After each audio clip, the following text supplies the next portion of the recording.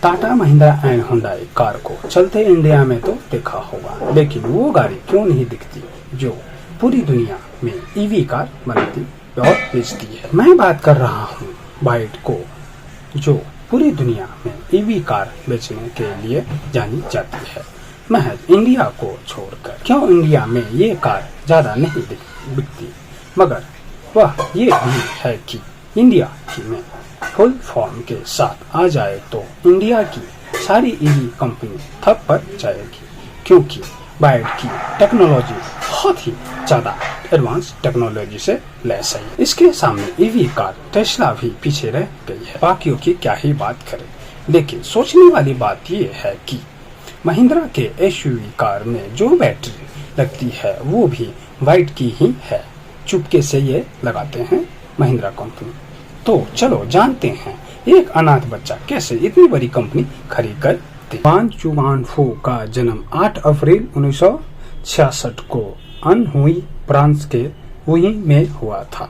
उनके माता पिता बहुत ही गरीब थे और उसका बचपन बहुत गरीबी में बीता। उनके पिता का निधन तब हो गया जब वो महज 13 साल के थे और उनकी मां का भी निधन 2 साल बाद ही हो गया। मगर उनके बड़े भाई के समर्थ से उन्होंने अपनी पढ़ाई जारी रखी और सेंट्रल साउथ यूनिवर्सिटी में रसायन का अध्ययन किया। उन्होंने बैटरी प्रौद्योगिकी में मास्टर डिग्री हासिल की। साल 1995 में वांग शुआंग ने अपने चचेरे भाई लुंग जियांगशोंग के साथ मिलकर बाइट की स्थापना की, जिसका मतलब वर्ल्ड ऑफ ड्रीम्स है। कंपनी ने शुरुआती में मोबाइल फोन्स बैटरी बनाने पर ध्यान केंद्रित किया था। एक अवसर को भांपते हुए उन्होंने 20 लोगों की एक छोटी सी टीम के साथ बाइट की स्थापना की। कंपनी शुरू करने के लिए अपने चचेरे भाई से लगभग $3,52,000 की पूंजी उधार ली। शुरुआती में अपनी कंपनी मोबाइल फोन्स और पावर टॉल्स के लिए बैटरी बनाती थी। 2000 में बाइट को पहली बार सफलता मिली जब उसने अमेरिकी मोबाइल दिग्गज मोटोरोला की बैटरियां सप्लाई करना शुरू किया। इसके पीछे भी ऑस्ट्रेलिया, जिन्होंने अपनी खराब इंग्लिश के बावजूद के अधिकारियों को बाइट की बैटरी बेचने में के लिए महीनों तक प्रयास किया। आखिरकार मोटोरोला ने कम कीमत के कारण बाइट की बैटरियों को टेस्ट किया और उनकी कंपनी ग्रोथ की रफ्तार पकड़ लिया। बाइट ने शुरुआती में बैटरी बनाने से शुरुआत की थी। इलेक्ट्रिक वाहनों के लिए सबसे बड़ी बाधा बैटरी है, जैसे कि सीएन की रिपोर्ट बहुत ही दिया गया है। उन्होंने दावा किया, अगर आप बैटरी तकनीकी में महारत हासिल कर लेते हैं या इसके भविष्य की दिशा का सटीक अनुमान लगा लेते हैं, तो आप वास्तव में पूरे ईवी उद्योग के लिए रणनीति दिशा तय कर रहे होते हैं। साल 2003 में वांग ने एक बड़ा रिस्क लिया।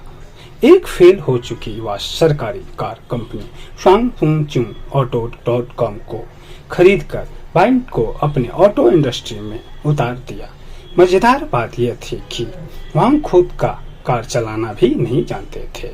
2005 में बाइट ने अपनी पहली पेट्रोल कार F3 लॉन्च की, लेकिन असली धमाका 2008 में हुआ जब कंपनी ने अपना पहला हाइब्रिड मॉडल F3DM लॉन्च किया और इलेक्ट्रिक कारों के लिए गेम में एंट्री ले ली। बाइट के लिए बड़ी सफलता 2008 में मिली जब अरबपति निवेश वॉरेन बफेट ने इस वाहन निर्माता ने $230 बिलियन का निवेश किया, जिससे इसे अंतर्राष्ट्रीय स्तर पर पहचान मिला। ये कंपनी पूरी तरह ईवी और हाइब्रिड गाड़ियों पर फोकस कर रही है और लगभग 95 देशों में अपनी वाहनों बेच रही है। बाइट की कामयाबी सिर्फ इनोवेशन की वजह से नहीं, बल्कि इसमें चीनी सरकार का भी बड़ा हाथ रहा है।